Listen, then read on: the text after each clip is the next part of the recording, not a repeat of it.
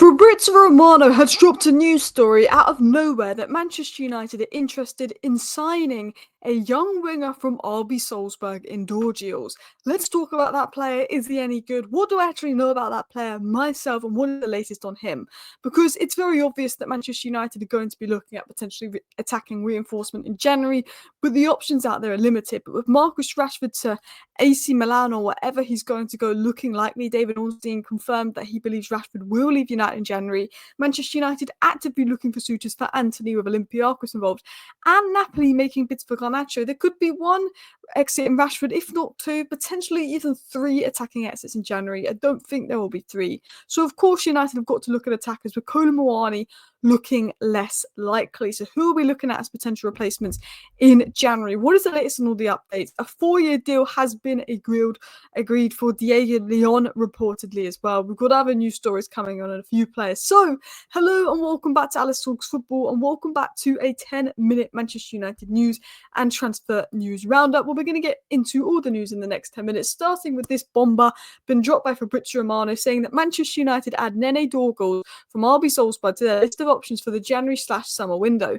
The Malian winger is being monitored by the club, and initial talks to be informed on price and package has taken place. United are working on that before making a decision. So United haven't made a decision if they're going to sell this guy.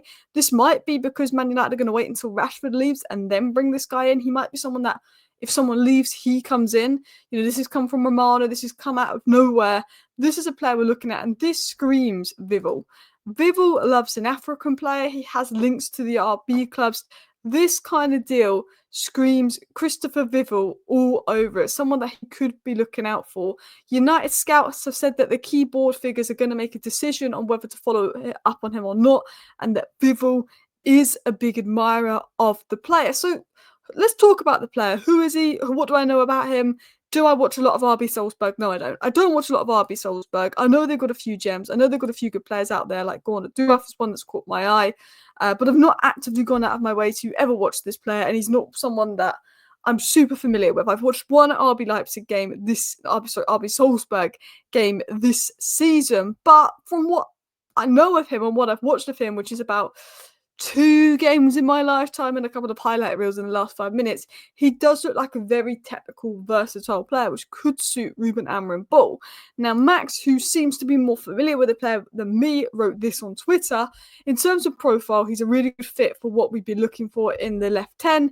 Amazing athlete, good step count, and has ridiculous ball striking. What we want is athletes. He's got that. More of an out there shout, considering I would have expected him to take maybe a more developmental step before making a move to a top side, but considering we're in rebuild mode, I'm more inclined to take him on now. I think he's one of those players that you'd see Bournemouth sign, and then 2 years later United would try and sign, or you'd see Brighton sign, then 2 years later United or Arsenal would try and sign. I think that's what Max is getting at in terms of the player he is. But from what I've read about him, he would be quite a good fit for Ruben Amorim's system. As techie, can hold the ball well, powerful, good athlete. But again, I would have to do more research myself to personally tell you guys if I rate the player or not. Because he looks good in highlight comps, but you could probably make Antony's last 2 seasons at United somehow look good in a highlight comp. It's a bit of a difficult thing to sort of, gauge really. But he is quick, he is versatile, he does have some skill on him, and he looks hardworking from what I've seen. His statistics is 8 goal contributions in 12 games as a left winger, 4 in 10 games as a right winger, and can play all across the front three. He is quite natural in the pockets from the limited bits I've seen. He looks quite comfortable, so he could suit the 10 role well. But I'm going to do more research on this guy if United do make a move for him. Do not worry. Let's talk about another guy that we're bringing in, another youngster that won't join until July. But Diego Leon will sign a 4-year contract at United today. A 4-year deal is expected to be agreed by now by the time of speaking. The United plan to use Diego Leon in pre-season to assess him.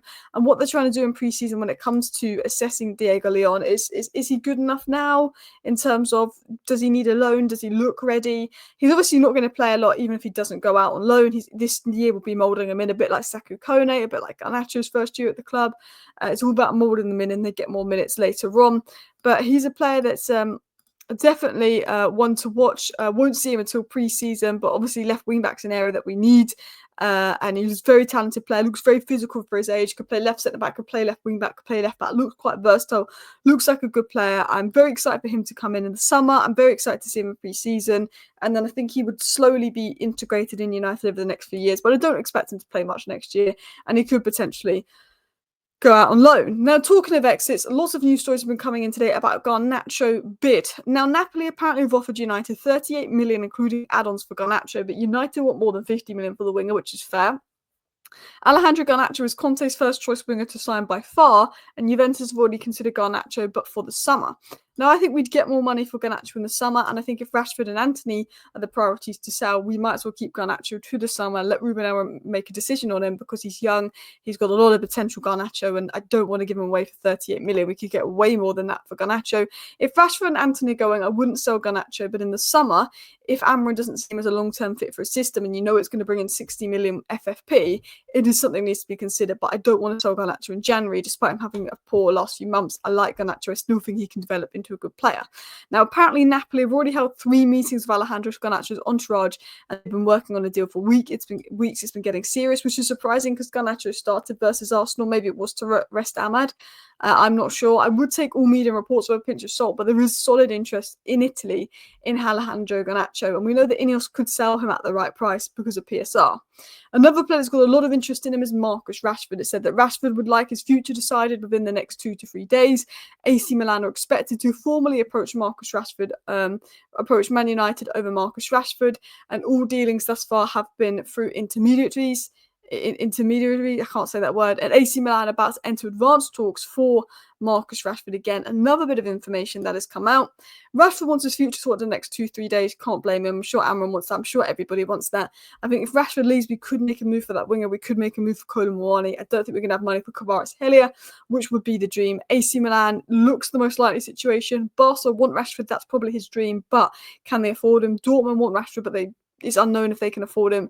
I think AC Milan will step it up for Marcus Rashford very, very soon and expected to make a formal approach. I think Rashford is open to the move. It was said there was a personal meeting last week between representatives of Rashford and Borussia Dortmund director, and that Dortmund is still in the race to sign Rashford. However, it remains very difficult to make happen due to the overall package being expensive at this stage. And West Ham are also interested in Rashford, but I think media is just using that for clicks because realistically it'll be Dortmund, Milan, or Barcelona that Marcus Rashford goes to. So, Garnacho, there's reports of a bid and he could leave. I don't think Garnacho is going to leave. I would take these sources with a pinch of salt, but I do genuinely believe that Rashford is probably going to leave in this January window, and maybe he's already played his last game for United. David Ornstein seems quite confident he'll leave and is expected to heat up in the next 2 to 3 days. So make sure to subscribe to stay tuned on all the latest on Marcus Rashford. In terms of Antony exit, Real Betis and Olympiacos have made inquiries. Antony apparently is likely to be loaned out this month and has interest from Real Betis and Olympiacos. Antony isn't keen on a move to Greece and sees Spanish football as his best option.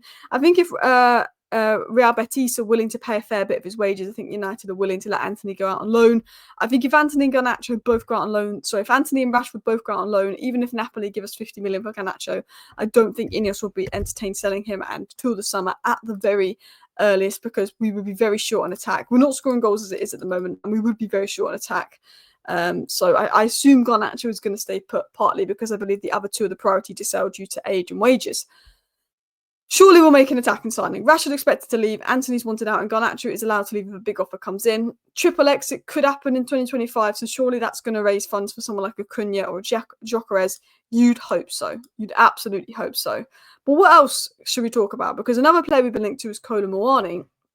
But it has been said on Comanani that Juventus and Tottenham both made contact with PSG today for Comanani. United called last week and remain involved, but it depends on Rashford's exit. Tottenham and Juventus seem to be leading the race for Comanani. Could we be more focused on this RB Leipzig winger than Comanani? I don't know if we're going to get him now. I think it depends on how the Rashford sale advances, or loan deal advances. It was also said by Fabrizio Romano that he doesn't see any movement for Luke Shaw in January. It's very quiet. In the summer, there could be changes.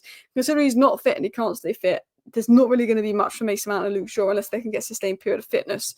But United are looking for a left wing back. We know that. I don't know if we'll get one in January. The hope is that we get one in January because we clearly need that. I don't know if we will, but we are out there looking for a left wing back. And last but not least, Manuel Agute is making more tackles per 90 than any other player in the Premier League with 4.4. What a signing Manuel Agute has been. To think the slander he got when we signed him, that people didn't want him and stuff.